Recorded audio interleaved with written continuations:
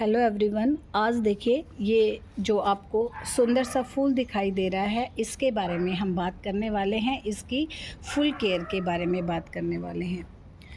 इसे हम passion flower, राखी bell या फिर कृष्ण कमल कहते हैं। राखी बेल इसका नाम इसलिए पड़ा, आप देखिए पहले ज़माने में जो राखियाँ होती थी वो इसी शेप की होती थी। ये देखिए बहुत ही सुंदर तरीके से इसमें वन लेयर है और फिर ये सेकंड लेयर है। कृष्ण कमल इसलिए कहते हैं, ऐसे लोगों से मैंने सुना है कि ये जो इसकी 5 कलियां बनी हुई, इनको पांडवों से जोड़ते हैं और बीच में कृष्ण जी को जोड़ते हैं, और इनकी जो ये फर हैं इनको हम उनकी सेना से जोड़ते हैं। तो ये तो हो गए इनकी नाम की बात। अब हम बातें करते हैं कि इसकी ग्रोथ कब होती है। ये सिर्फ सर्दियों में कुछ महीने डोरमेंसी में रहती है। मार्च में इसका लगाने का बेस्ट टाइम है और अप्रैल में ये बहुत तेज़ी से ग्रो करती है।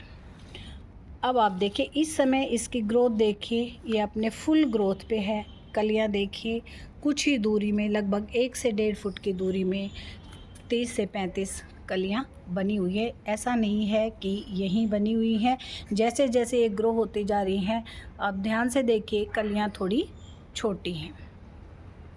इसकी जो लेंथ होती है वो 15 से 20 फुट तो मेरे पास हुई है, इससे भी लंबी जाती है। अभी देखिए 15 फुट के लगभग यस ये मेरी बेल है। आप ध्यान से देखिए, ये वाइन है, तेज़ी से ग्रो करती है, तो आप इसकी जब बढ़ेगी तो आपको व्यवस्था करनी पड़ेगी। आप इसे दीवार पे चढ़ाते हैं या फिर मेरी तरह किसी जाली पे आपने इसके आगे बढ़ने की व्यवस्था की हुई है।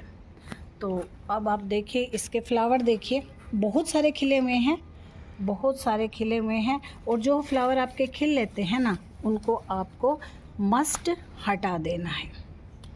अब हम बात करते हैं इसके गमले की और इसके सॉइल मिक्स की और वाटरिंग की। तो इसके लिए जब आप गमले का चुनाव करें तो कम से कम 14 से 16 इंच का गमला है वो होना चाहिए। आपके पास जो आप उसमें कंपोस्ट मिलाते हैं वो कम से कम 40% 40-60 का रेशो होना चाहिए। इसको फुल सनलाइट पसंद है क्योंकि इसके फूल तभी खिलते हैं जब धूप इन पे आती है। फिर हम बात करते हैं इसके जो फ्लावर खिल लेते हैं उनको आपको टाइमली तोड़ देना चाहिए।